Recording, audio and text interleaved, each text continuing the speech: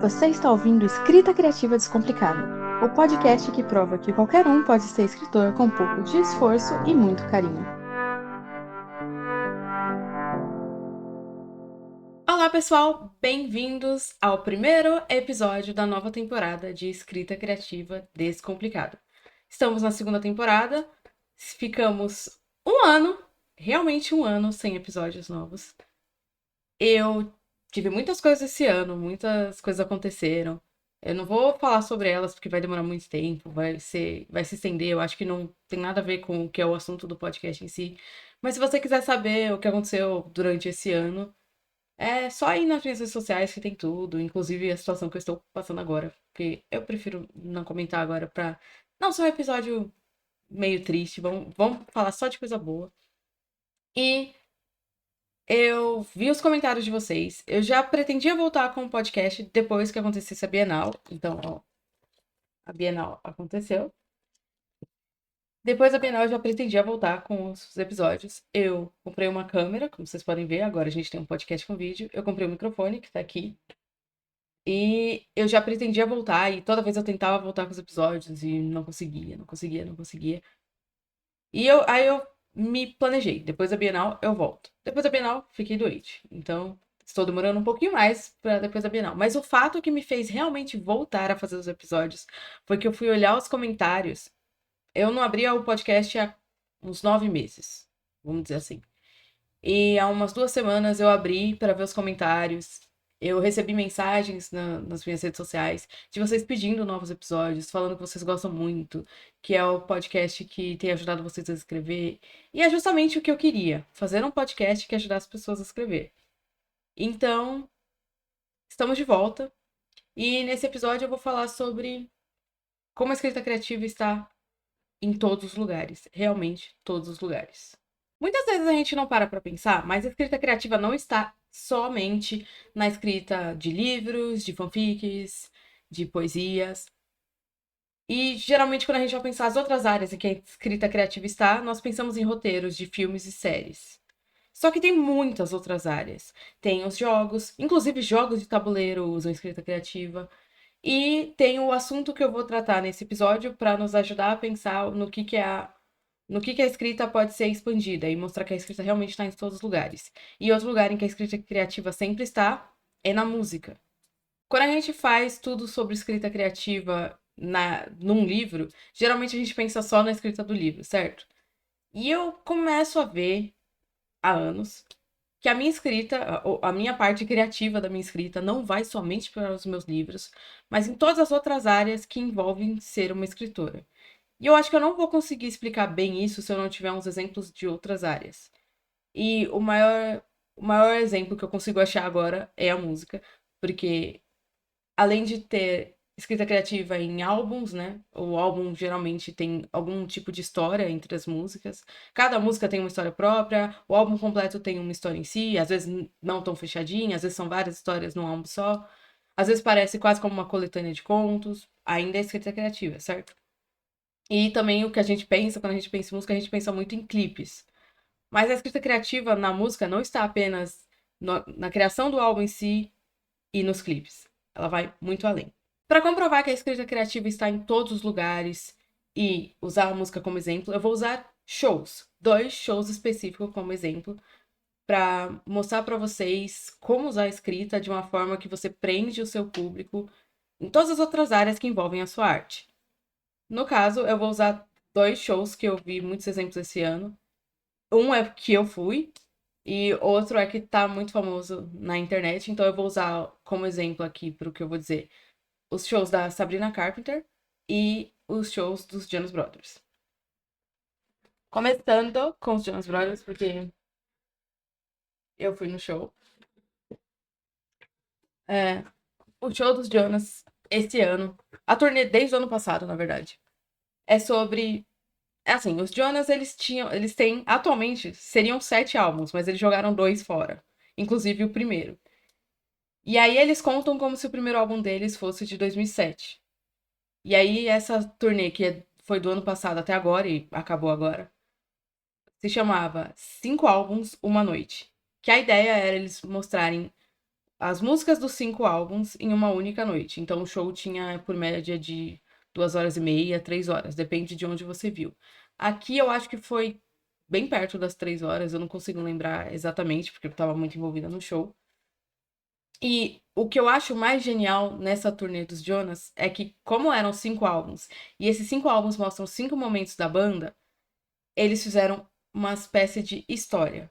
No começo de cada era que eles iam mostrar do álbum, eles mostravam um vídeo dando meio que um resumo de como era essa era deles, como que eles estavam viajando o mundo, como é que eles se sentiam, enfim, mais ou menos isso.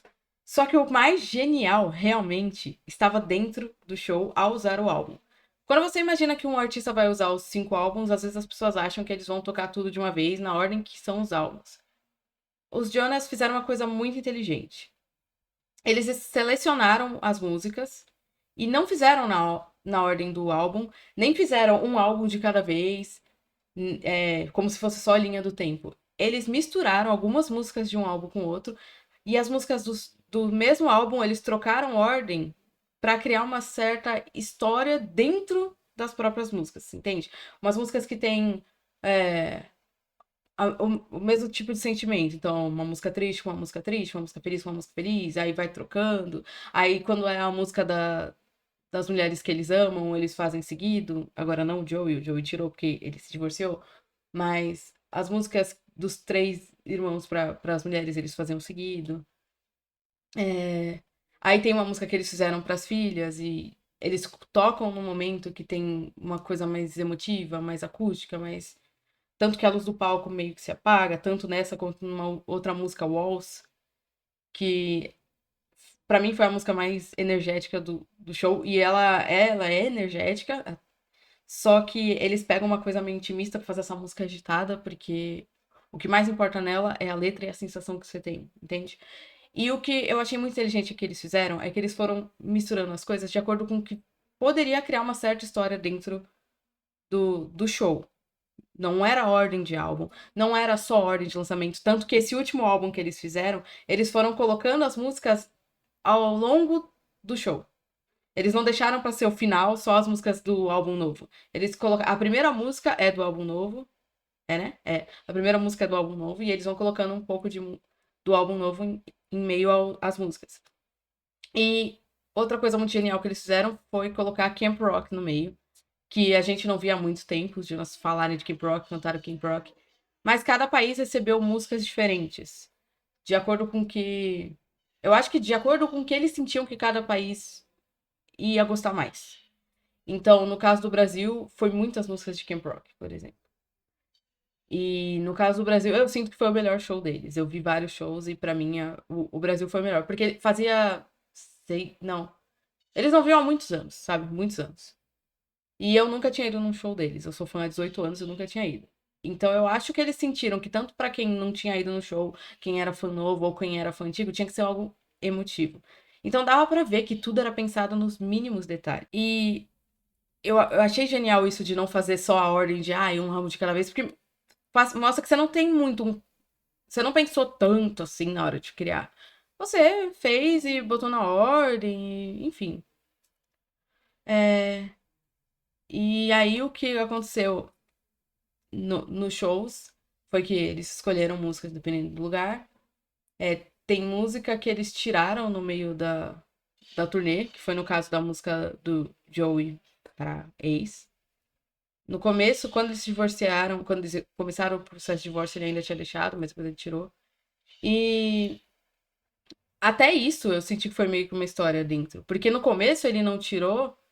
Eu sinto que era pra ele não dizer que ele odiava ela, entendeu? Eu sinto que ele permaneceu porque ele queria dizer que o sentimento ainda era real e só acabou não dando certo. Mas chegou um tempo que ele não conseguia mais deixar a música e tirou da setlist. E uma coisa que era legal é que as fãs ficavam tentando adivinhar que músicas que iam passar ou não. Isso durante a turnê toda. Muitas das músicas foram as mesmas. Outra coisa inteligente que eles fizeram foi encurtar algumas músicas. Então, pra não deixar de tocar a maioria das músicas, eles fizeram um medley de álbuns. Cada álbum tinha uma parte que tinha um medley. Mas as músicas que eram ou as favoritas deles, como claramente dá pra ver, ou as músicas das mulheres deles, ou as músicas que fizeram mais sucesso, eles tocavam inteira. E aí uma coisa que aconteceu foi, eles foram no Rock in Rio Lisboa com essa turnê. E quando você vai em Rock in Rio, você tem que encurtar o show, né? Imagina um show de 2 horas e meia, 3 horas no Rock in Rio. Nunca eles iam deixar. O show de festival, assim, geralmente tem uma hora e meia. Então, eu assisti o show, teve transmissão. Não teve, assim, não teve 70% das músicas que tem na turnê normal. Não teve medley dos álbuns. Mas eles pegaram singles. E uma coisa muito inteligente que eles fizeram nisso foi que na música Burning Up, talvez muitas pessoas, assim, com a minha idade, 25, um pouquinho mais baixo, saibam. Burning Up foi uma música muito famosa dos Jonas, e no meio de Burning Up tem uma pessoa cantando junto com eles. A pessoa se chama Big Rob, e o Big Rob era o segurança deles na época, e que é muito legal, que eles botaram o segurança deles pra cantar. E o que eles fizeram no Rock in Rio Lisboa, depois de muitos anos, eles botaram o Big Rob pra cantar junto. Então, o que eu peguei muito de exemplo disso é que às vezes você vai ter que entregar algo menor, talvez com uma qualidade menor do que você poderia entregar por causa de questões contratuais, como seria o caso do festival, mas você entrega algo diferente. Entendeu? Acho que dá pra já começar a pensar como pegar isso e fazer em livro, certo? E aí, a outra pessoa que eu estou achando muito inteligente em questão de shows é a Sabrina Carpenter. Eu não fui no show porque não teve no Brasil. Eu também não sou fã dela. Eu tô começando a gostar cada vez mais dela agora. Eu conheço ela desde que ela estava na Disney. Eu assisti a Garota Conhece o Mundo, não é? Eu nunca lembro se é assim. É Girls Meet World em inglês. E eu assistia na época que ela fazia. E eu vi ela evoluir. E ela evoluiu muito musicalmente. Eu gostava das primeiras músicas. Ela fez parceria com The Vamps, que é uma das bandas que eu mais gosto. Então, eu vi muita coisa da Sabrina Carpenter ao longo dos anos. E o que eu tô vendo nessa turnê agora dela é um uso genial da escrita criativa como uma construção de narrativa dentro do show. Eu não vi todos os detalhes, porque eu tô vendo por vídeos nas redes sociais. Mas umas coisas que eu vi que eu achei genial é que ela tem, tipo, uma historinha. Tem uma parte que ela tá com uma toalha, aí ela tira e tá com uma lingerie. Parece que em cada show é uma diferente. Talvez tenham iguais em alguns shows, mas ela vai mudando, por exemplo, a cor da lingerie. E, enfim, e aí ela tá vindo o microfone, aí ela pede pro microfone baixar porque ela é baixinha. Enfim, umas coisas bem divertidas. Uma outra parte que eu achei muito legal é que eu vi de vários shows, e eu não sei se ela faz isso em todos, mas em vários shows eu vi que ela faz de achar um cara na plateia que ela acha bonito, ela pergunta o nome, ela começa a conversar com o cara, aí ela fala que. Às vezes ela muda a frase, mas ela fala que é o futuro marido dela, ou que deveria ser um crime ser tão lindo como ele, e aí ela tá com uma roupa que a saia claramente dá pra ver que ela sai e vira uma saia menor, sabe? E aí tem uma dançarina do lado dela, e enquanto ela tá falando com o cara, a dançarina vai mexendo bem discretamente pra tirar a saia maior. E ela fica com a menor, aí ela diz coisa tipo, até minhas roupas estão caindo por você, de tão bonito. E dá pra ver que isso tem pegado muitas pessoas. As pessoas têm gostado mais do show dela, de ver o show, entendeu? Tem gente que não pensava em acompanhar Sabrina Carpenter e tá gostando por causa do show. O show tem toda uma energia, assim, parece muito cinematográfico pelas coisas que eu já vi, tanto o palco quanto o jeito que ela se move, também porque ela é atriz, né, e é uma ótima atriz. No final do show, pelo vídeo que eu vi, eu acho que é no final do show, ela tinha gravado um videozinho, e aí no vídeo ela fica falando, espero que vocês tenham gostado, espero que vocês comprem o merchandising, a não ser que tenha esgotado. Eu não sei, eu gravei esse vídeo há meses atrás. E toda vez que eu vi esse vídeo passando, as pessoas riem, as pessoas se divertem. E dá pra ver que ela criou algo muito fechado, sabe? É uma história de começo ao fim, é uma turnê inteira. E turnês têm coisas a mudar, mas ela pega pequenos detalhes que são muito inteligentes. Eu não sei se ela muda as músicas, se ela coloca músicas novas, mas eu achei muito inteligente isso que ela tem feito. E aí, como dos Jonas eu tinha visto, eu quis dar o exemplo, porque eu fui no show, eu senti energia, eu vi que foi uma ótima ideia, e a escrita criativa deles foi muito bem feita, né? A criatividade foi colocada em todos os pontos possíveis. E com a Sabrina, mesmo sem ter acompanhado, eu achei isso muito genial, eu achei que eu tinha que trazer pro episódio, porque quando são ideias boas, a gente tem que mandar pra frente, né? E a Sabrina Carpenter tá sendo uma artista que cada vez mais eu sinto que vai explodir, sempre ser melhor. Porque ela é muito inteligente. E aí, usando as músicas, usando tudo isso que a gente contou, vamos pensar em como a gente usa a escrita criativa realmente em todos os detalhes, sendo um escritor. Vamos usar também agora como exemplo eu mesma. Na Bienal, eu procurei ir com roupas que tinham a ver com os livros. Essa camiseta aqui, dos Jonas, eu comprei no show. O show foi, eu não lembro se foi em abril ou maio, acho que foi em abril.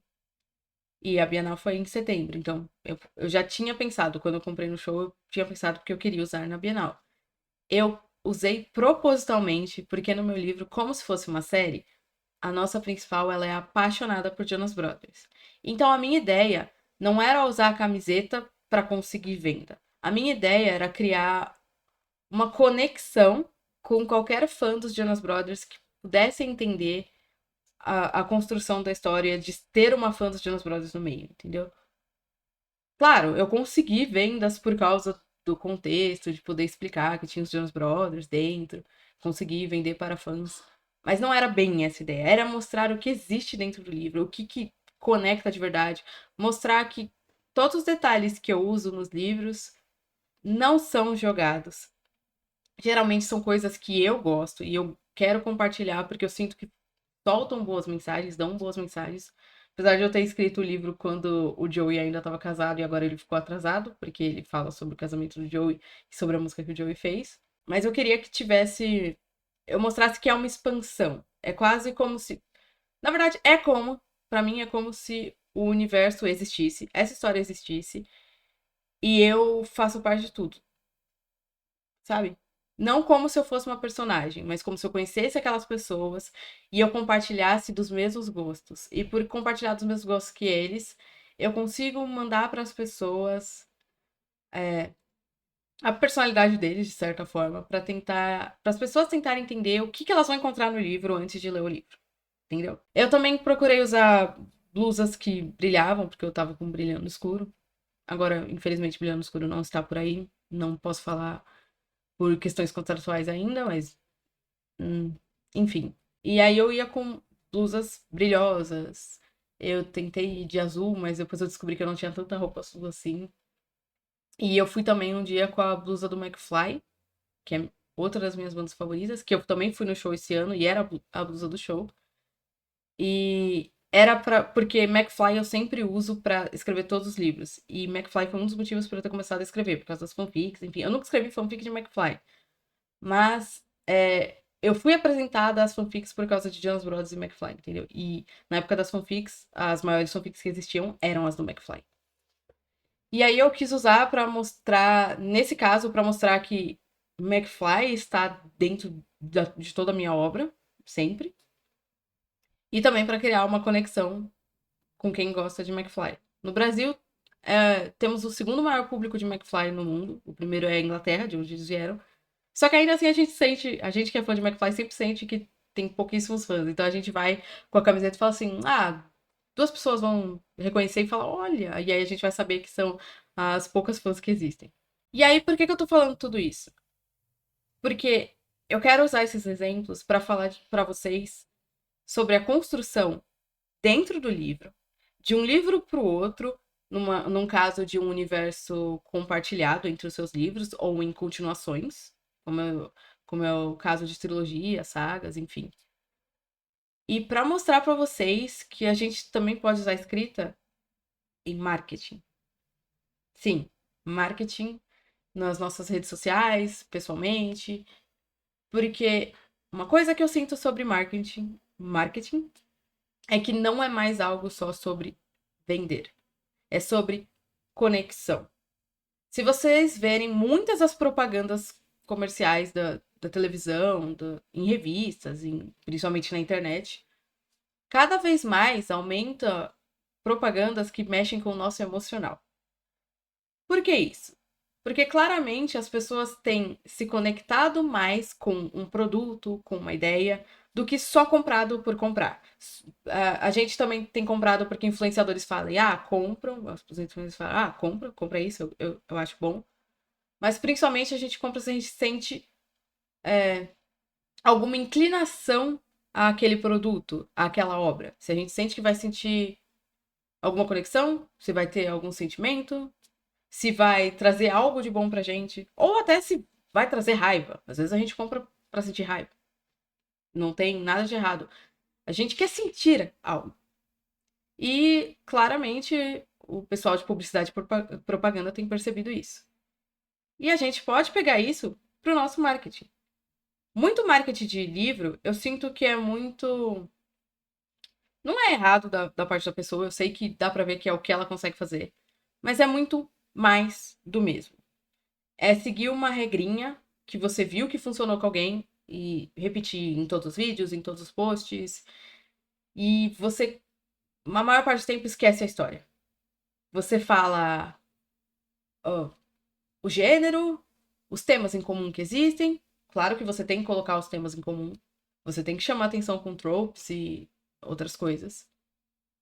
Mas as pessoas, no geral, fazendo marketing de livros, estão, infelizmente, esquecendo a história. O que muita gente no começo me julgava por eu fazer, e é o que dá certo comigo, é que eu faço vídeos contando a história, às vezes em 1 minuto, sabe? Você não precisa contar muito. Resumindo, usando um trecho ou outro, lendo um pouco, lendo um prólogo, lendo uma cena. Se eu faço vídeo com som, eu boto um trecho. Se eu vou colocar os temas, geralmente eu coloco os temas e mostro o livro, eu mostro detalhes, entendeu?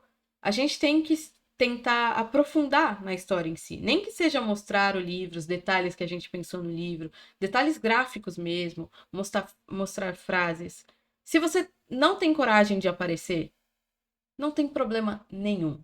Se você quer tentar fazer um vídeo funcionar no TikTok, você pode muito bem pegar, abrir o livro ou o e-book, ir mostrando as páginas, passando as páginas e gravar um áudio seu falando um pouco da história. O mais simples que puder. Ou complexo, se você quiser fazer um vídeo longo, não tem mais isso de ser o rápido ou o longo demais, ou das pessoas não se interessarem porque você está falando. Nós precisamos criar conexões e cada um precisa entender onde se sente mais confortável na hora de criar marketing e onde você consegue encontrar mais o seu público. Nisso é tanto qual rede social funciona mais, qual tipo de conteúdo funciona mais, o que você se sente confortável juntando com tudo isso e qual o seu público. Vendo qual é o seu público, claro que você vai pesquisar quais os outros autores famosos e o que eles estão fazendo. Mas eu nunca vou te sugerir copiar. Nunca, nunca. Eu quero que vocês entendam o que chama atenção e tente incluir isso na hora que você falar do seu livro, entendeu?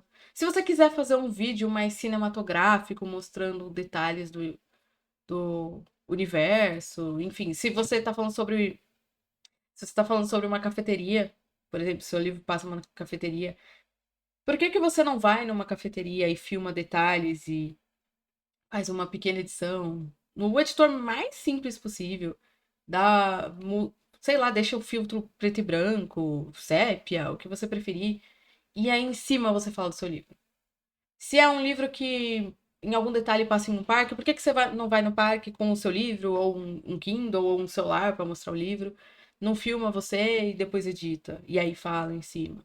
Por que que não filma isso e mesmo se você não quiser mostrar a sua voz também, se você não quiser falar, por que você não filma as coisas assim, os detalhes que podem ter a ver com o livro e mostrando o livro e não coloca frases do livro ou, sabe? Tem muitas coisas que você pode fazer. Eu usei dois exemplos de turnês, porque turnê tem muita coisa que pode dar errado. Realmente. Porque são muitos shows, e apesar de você ter um começo e meio e fim para todos os shows, muitas coisas podem acontecer no meio. E pode acontecer até de você ter que, sei lá, sair no meio do show. Então, ver que esses artistas estão criando algo complexo, completo, que cria uma sensação boa do pessoal que vai assistir aos shows, é muito legal, porque dá pra ver que eles também estão percebendo isso. Que em tudo agora a gente quer conexão. Nada mais é pra ser só pra. Você não vai ouvir só uma música. Se é pra só ouvir uma música, você não vai num show, certo? Você vai pra sentir energia, você vai pra sentir o público, pra talvez fazer amizade, muitas vezes a gente faz amizade em fila. Vai pra ver o artista, é claro, mas você quer sentir aquela energia. Tanto que isso é tão inteligente que a gente acaba indo. Tem muita gente que vai em vários shows de uma mesma turnê. Em tese seria tudo igual, mas não, as coisas mudam e você vai ter uma coisa diferente para cada show que você foi. E eu acho que é a mesma coisa para o marketing. Cada pessoa vai ter uma coisa diferente na hora de criar um marketing. E o marketing pode muito bem mudar de um livro para o outro, ou você pode criar uma identidade sua. Você pode ser a pessoa que só publica fotos muito lindas no livro. Você pode ser a pessoa que sempre vai ter áudios falando do livro. Você pode ser a pessoa que vai ser engraçadinha falando do seu livro. Você pode ser a pessoa que é uma coisa que também funciona. Você pode ser a pessoa que dança com o livro. Eu não sou essa pessoa, eu não tenho coragem de fazer esse tipo de coisa. Mas é entender que tudo envolvendo escrita criativa hoje envolve conexão.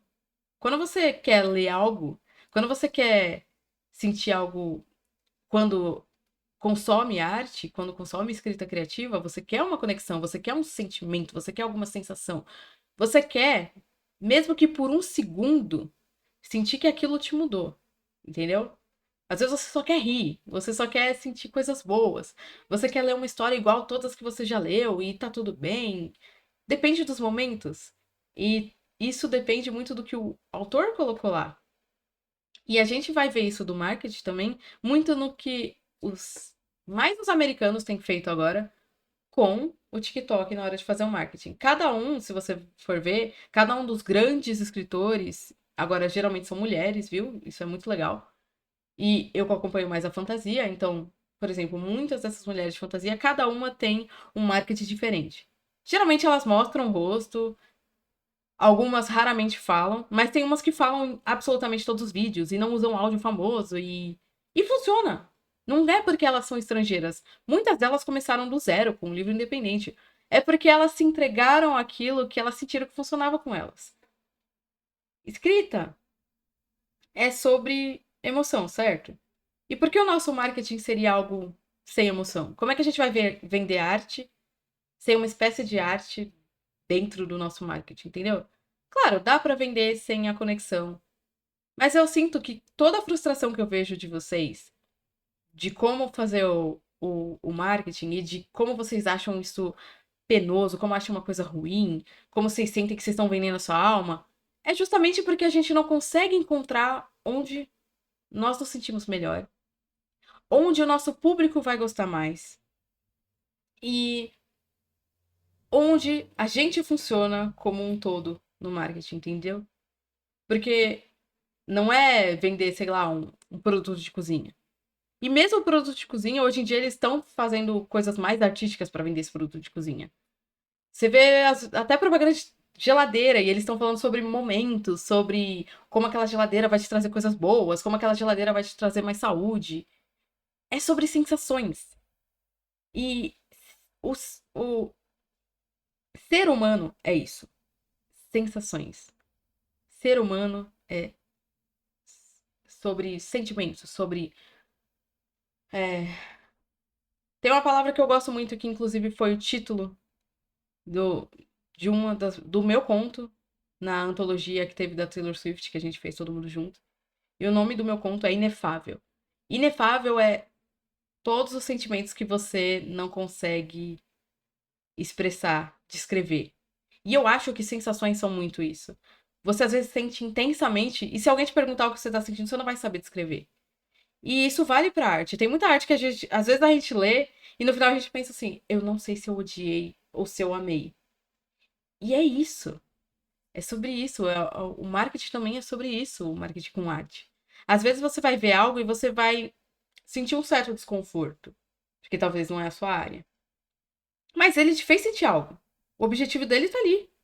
Quando as pessoas falam do, ai, fale bem ou fale de mal ou fale de mim, ou marketing até negativo é marketing, infelizmente isso é verdade. Porque mesmo se a gente for sentir algo ruim em relação a uma pessoa ou uma arte, a gente não vai depois pensar sobre. Então, é isso, é sentimento sempre. Claro que a gente quer que, no nosso caso, sejam sentimentos bons para atrair o público correto. Então, é estudar o público, sempre pensar que você é o seu primeiro público, tá bom? Você é a pessoa que mais tem que gostar de tudo que você faz. Então, se você gosta muito do seu livro e você escreveu o seu livro porque você sente que você queria um livro daquele jeito, você tem que pensar: como eu, como leitor ou leitora, né, iria me atrair por essa obra? O que nessa obra me deixa curioso? E é isso que você vai colocar.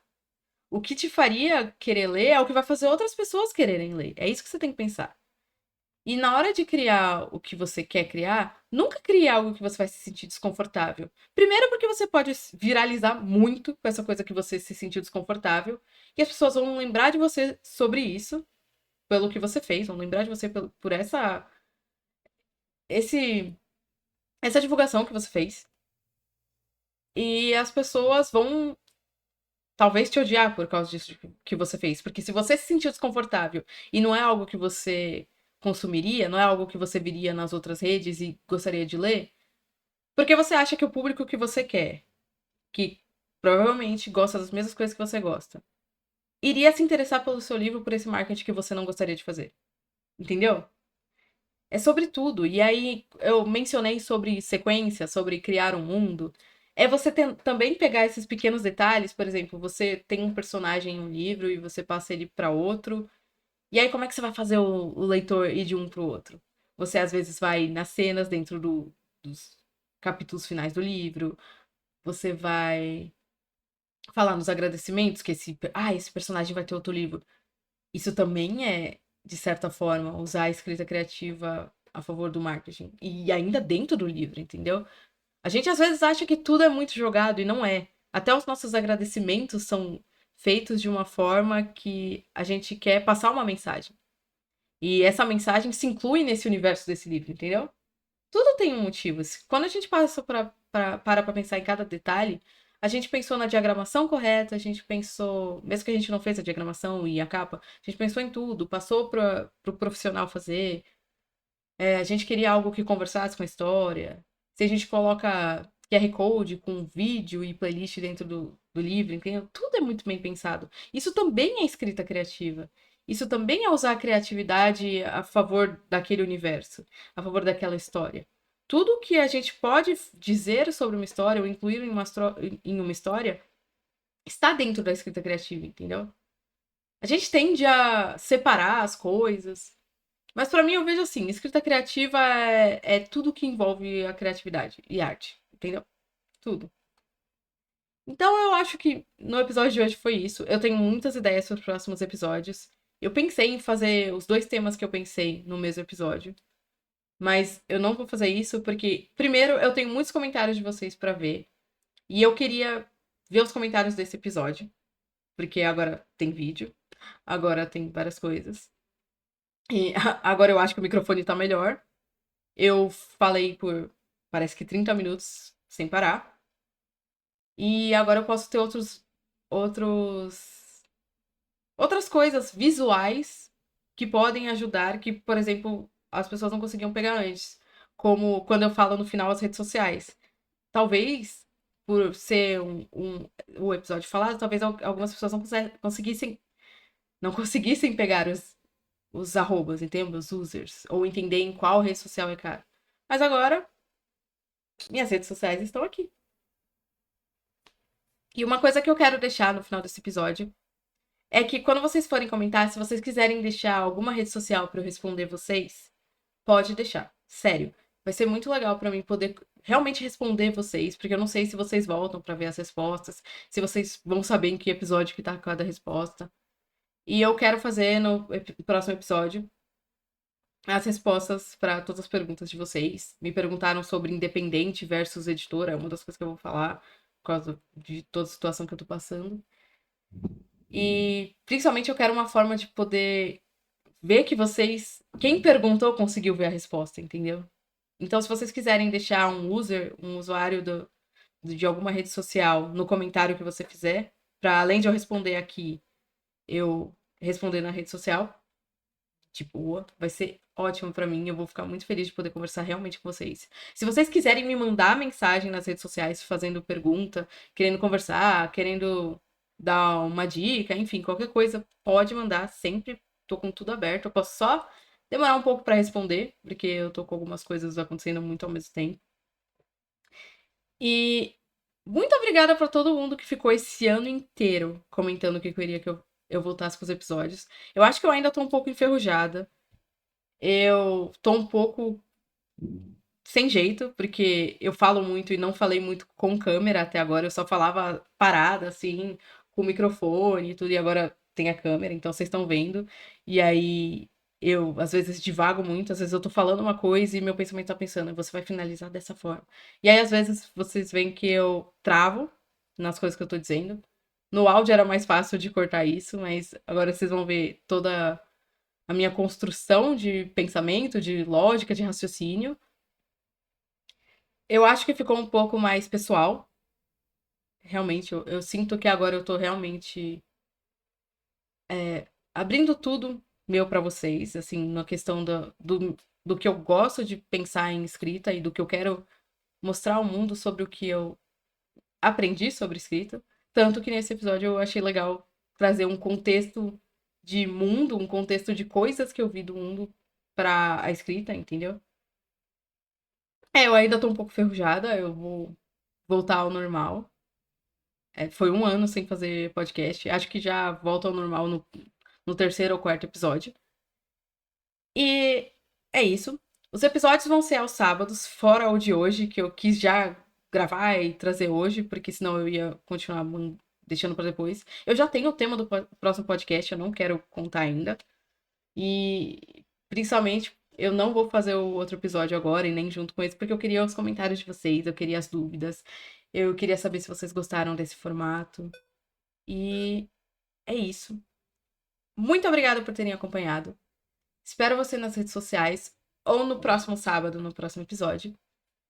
E muito obrigada mesmo por continuarem aqui. Que esse seja um ótimo começo de segunda temporada, com episódios semanais de novo. E espero que esse episódio tenha te ajudado de alguma forma. Eu não sabia se eu ia falar de marketing em relação à escrita criativa, mas muitas perguntas foram sobre isso. E eu percebi que tudo se encaixava e se encaixou mais com as coisas que eu fiz fora de ser só escritora. Então, muito obrigada por terem comentado tanto. Muito obrigada por acompanharem. E espero que vocês acompanhem essa segunda temporada. Eu tenho muitas novas ideias. Eu tenho muitos novos métodos para mostrar. E eu finalmente vou falar sobre editora, sobre independente, sobre publicar, sobre vender, enfim. Tudo que vocês quiserem que eu fale, eu vou falar. Desde que eu saiba alguma coisa. E se eu não souber, eu vou atrás de alguém que saiba. Tudo bem? Por fim, muito obrigada mesmo. Até o próximo episódio. E boas-vindas de volta à escrita criativa descomplicada.